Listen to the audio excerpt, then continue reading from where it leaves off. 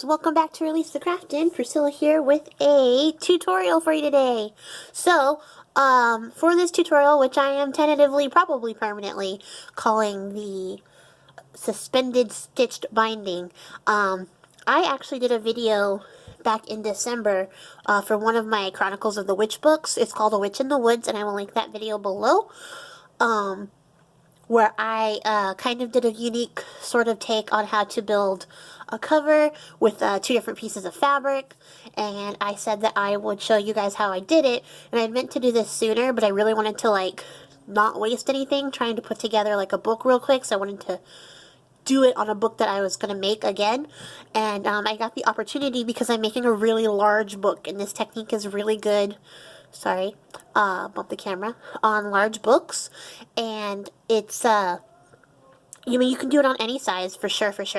It comes out with a really cool effect. The covers open up nice and flat, and there's, like, good movement, but also really good, like, strength, built in already, which is kind of exciting and neat to me. But, on top of that, I mean, it's kind of fun to do, so, I thought it would be fun to show you guys how to do it, and, you guys could start using it for your own books, or you could just kind of see some of the work that goes into building books, and like I said, it works really great for large books, and in this case, if you can see here, I've already got, some of my, like, chipboard pieces cut out, and the spine is only ½ an inch smaller than the cover pieces. That's how big this book is, and, I will actually be posting this video after that book video gets released, so I will also link that down below in case you missed that video.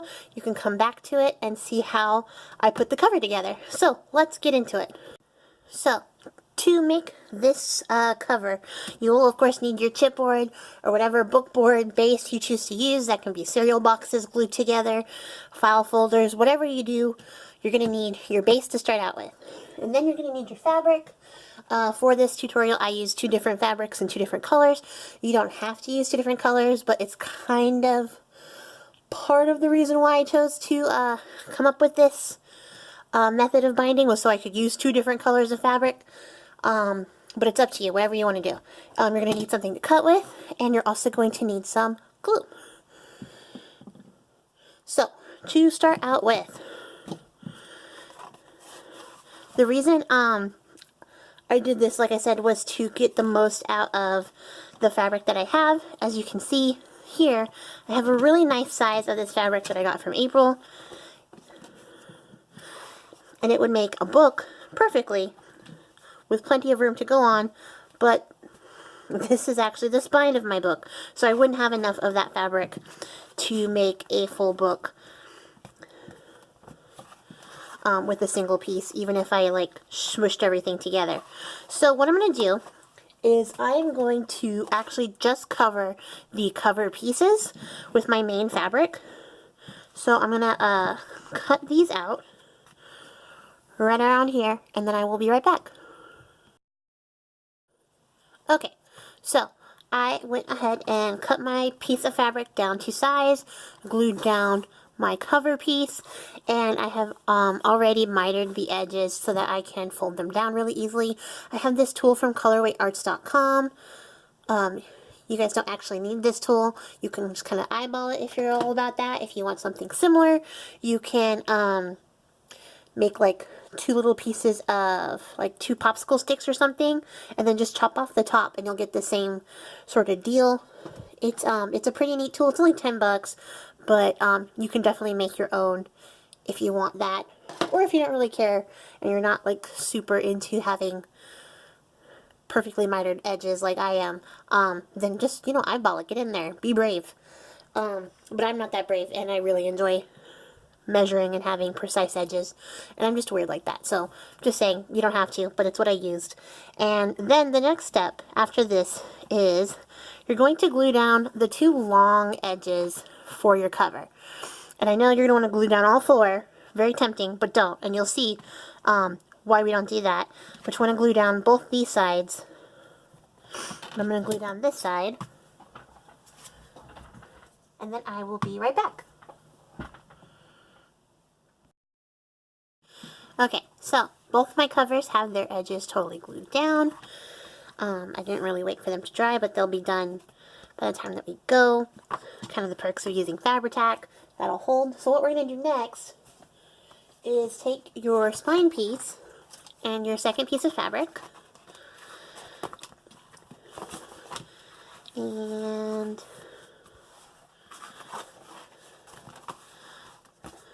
to remind the glue from my previous demonstration. What we're going to do here, and this is where it gets a little tricky. There's not a lot of math or science involved, but then there's all this math and science involved. Is you're going to actually cut the fabric to the size that you want it to be so that you can wrap it, but you're not going to wrap it. Don't glue your spine piece down.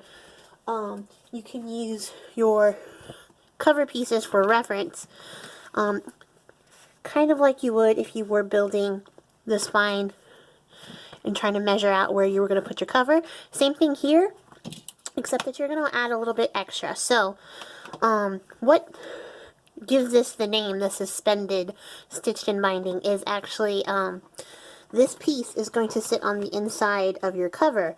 So you don't want to give yourself like an inch where it'll just sit like right here on the edge. You want it to kind of come in quite a bit so that it will put like the weight and the stress on the cover and not on the little piece of fabric holding everything together. Also, if you hear some noise, that's my cat getting into mess because I started recording and not petting him. So he's going to start exploring and making noise. So just ignore that because I'm going to. So what I think I'm going to do is leave it the length that it is because I kind of like that.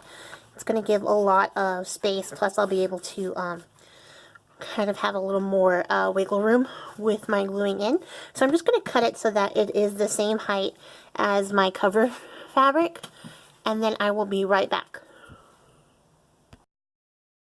Okay, so now that I have my piece cut to size, what I want to do is figure out where I'm going to put the spine and the covers so that I kind of know where to go.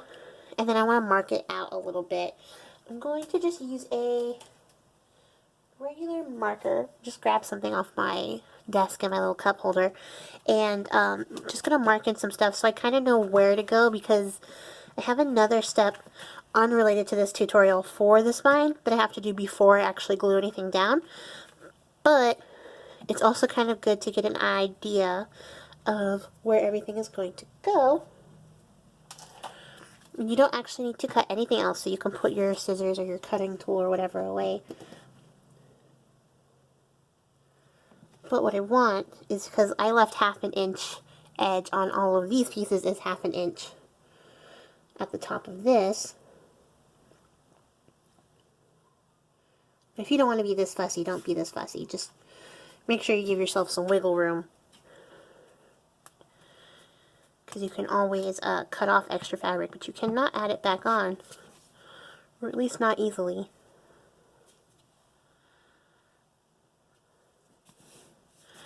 So I am going to eyeball the sides. It doesn't really matter how much of this is hanging over, but I do need to know where this is going. And this is a pretty thick piece of fabric, so I am not worried about my actual marker bleeding through or anything. If you had a thinner piece of fabric, you would want to use a pencil. Alright, so that's where my spine is going to go. I'm going to do my own little extra step to it, and when I get back, we will put it all together and you will see what I'm talking about. Okay, so now that I'm done messing around with my spine and getting the aesthetic I wanted to go to, this is where it gets a little technical, a little weird, a little tricky. So normally what you would do is go ahead and glue your spine piece in, and then you would be able to easily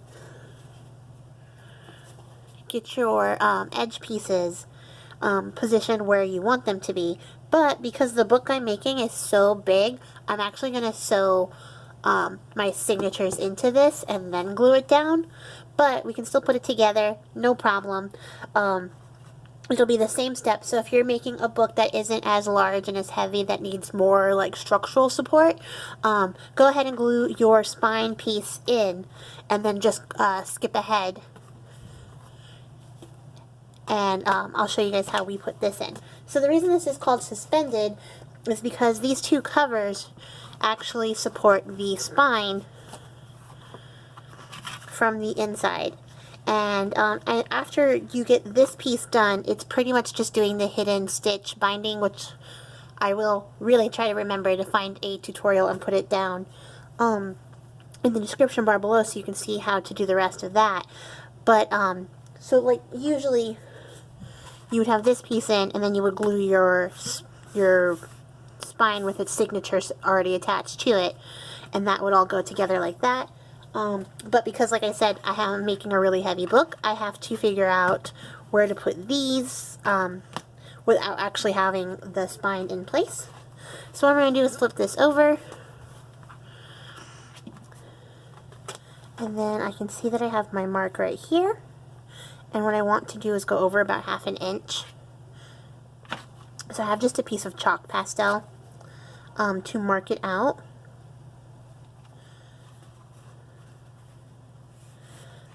And I'm actually going to just fold it here, which is fine because when I glue it down, I'll crease it the other way, so I'm not really too worried about that. But then I'm just going to mark out about 1/4 inch, maybe a little bit over. Get a little closer to that so I can see what I'm doing. Just to give me some room. I'm going to do this way, because it's kind of hard to see because it's black. So that's the edge that I have. I have 2 rulers for a reason.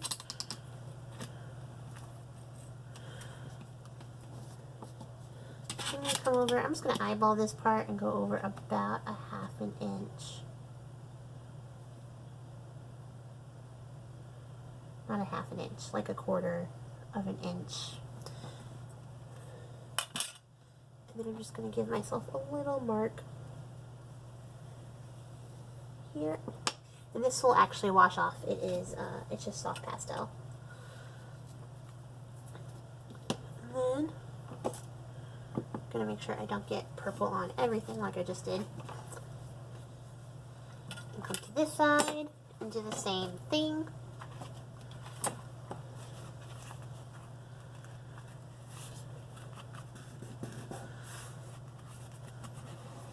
Make my little crease so I know where to go. Put this guy down there. Then eyeball it so that it's about 3/8, 1/4 inch-ish, and then just mark that in. Alright, so then what I'm going to do, clean my fingers again, move this culprit out of the way, and this guy. And then I'm going to apply glue to one of the edges here, and just the edge so that I can get the placement right, and then I'll glue the rest of this piece down once I flip it back over. And this is where it comes in handy to have all your pieces of fabric the same size, because then you don't have to like make sure that your whatchamacallit, your alignment is like precise. But if you're like a really good eyeballer, then like more power to you. I do not have that confidence.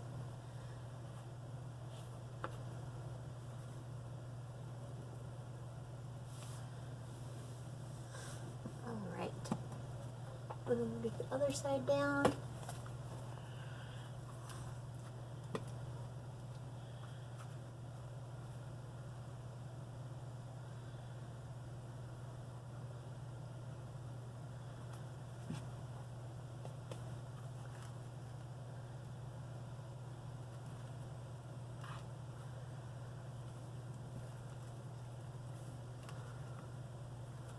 Make sure that we get a really good adhesion here.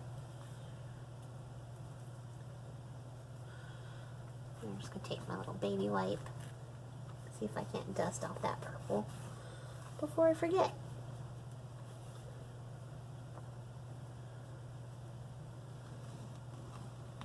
And this will also pick up any like glue that wants to like seep over this edge here.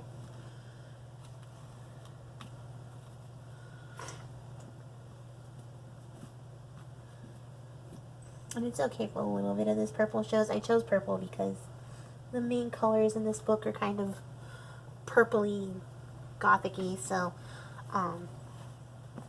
it'll go.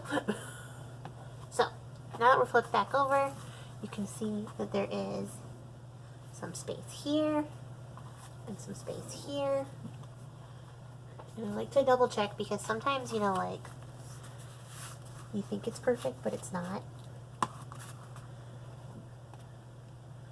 But that looks pretty good to me.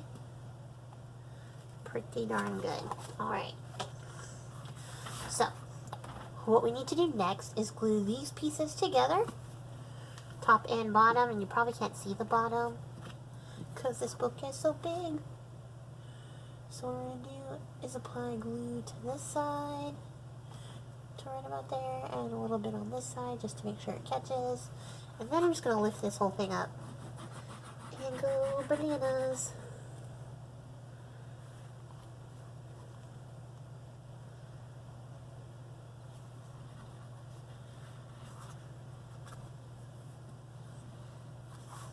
And so this will be the part that like holds in your spine, gives that strength and stability you need.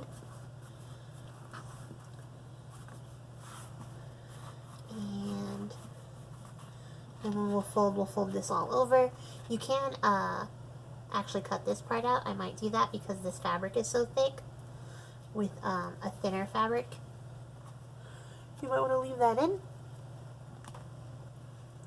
But yeah, I'm going to cut mine out because I'm just realizing how thin or how thick this fabric is. I'm going to get my heavy duty choppers out for this one.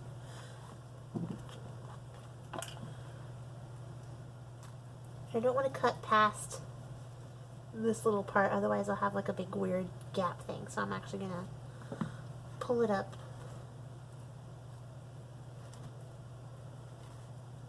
Cut it just a little bit shy, so it'll be a little bit easier to close.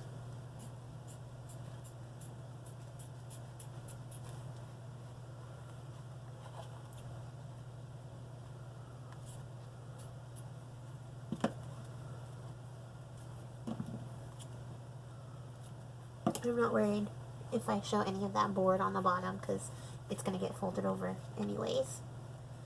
Let me cut the little bulk bit out of this. There. So those pieces will stick together and that will go great. Let me flip this the other way so I can see it.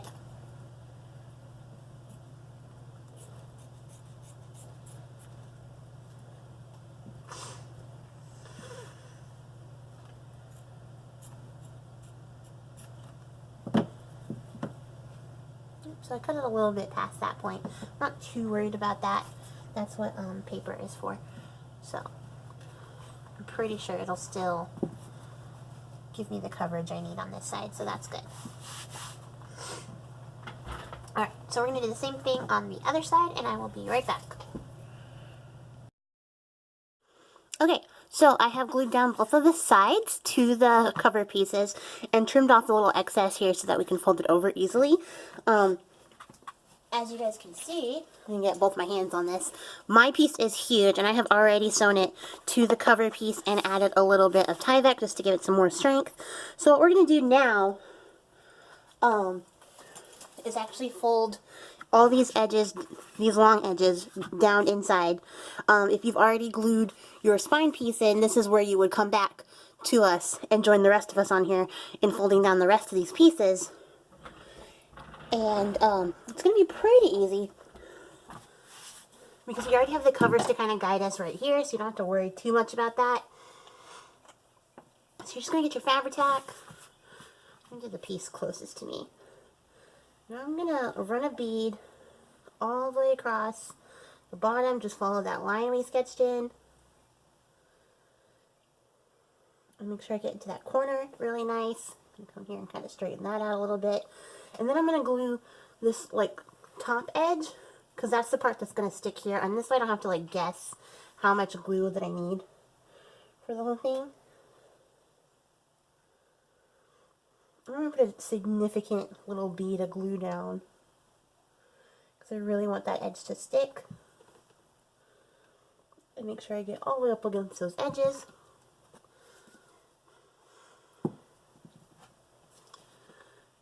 I'm just going to start rolling it in. And this fabric, like I said, is really thick, so it might take me a little bit to get everything all glued down and affixed properly, just because it's thicker, so it's going to take longer to grab. So what I'm going to do is actually cut ahead to when I am done, so you guys don't have to watch me struggle to make a piece of thick fabric stay down. Okay, so both the long edges are now totally glued down, and we're ready to put our spine in. If you're doing, if you've already glued your spine piece down, you'll just be gluing the paper plus the signatures you sewed in. But because mine isn't glued in, I have to glue in the actual spine piece plus the signatures. And like I said, this is really big. I had to actually tie it together so that it wouldn't be like too unruly. But what I'm going to do is match up these edges to the lines I already put down, glue that down like this, and then once I get that down, I'll glue the sides, the little side pieces of paper in, and then I'll come back so you guys can see what that looks like and what the next step is. You can see we get this really great like edge to our books using this technique. A really nice differentiation between the spine and the cover, and I kind of really love how that comes out. So I'm really excited to see what it looks like when we put it all together. So I'm just going to apply a boatload of glue to the back of this, stick it down here, get the edges down, and then I will be back. And then we'll wrap up this tutorial. So see you guys in just a second. Okay, so we are totally glued in with our spine to the cover. Everything looks great, as you guys can see. Really nice. The only step, the last step, is to take your papers or whatever you have for your end pieces and just go ahead and glue that down, and then you are totally done. And that's how you guys do it. That's how we make a suspended stitch binding. And as you can see, really great I'm going to say demarcation again because I can't think of the other word for it, but like a really great separation between cover and spine. There's a lot of flexibility here, which allows it to have some more movement, which also, when you open it up, especially with books this big, it lays totally flat. And there's no like fight here. Even though the signatures are super huge and they're totally stuffed, you can open it up and get access to every part of the book really easily. And like I said, because the spine is suspended, it's a lot more flexible, so you can actually move stuff around, rearrange things, you know, kind of get the book however you want it, and you don't have to worry about putting too much stress on that spine because it's just the fabric in between the boards instead of like attached all together as a single piece. So that's it. So thank you guys for joining me. I hope you try it out. If you do, let me know. Definitely tag me if you guys try out this technique in your own books. If not, just let me know what you think. If you guys would ever consider trying something like this, it does work on small books, like I said. I just like using it on larger books, just because they put a lot of stress on the spine, and they don't tend to open up as smoothly as you would like them to. And like, look, we're here at the center of the signature, totally flat, center of the book, and that's why I chose to come up with this and why I really like this technique. So that's going to be all for me. Until next time, I don't know what the next video will be or when it will be, so I'll see you guys whenever. Thanks for joining me, and, you know, be creative, try something new. Happy crafting. Bye.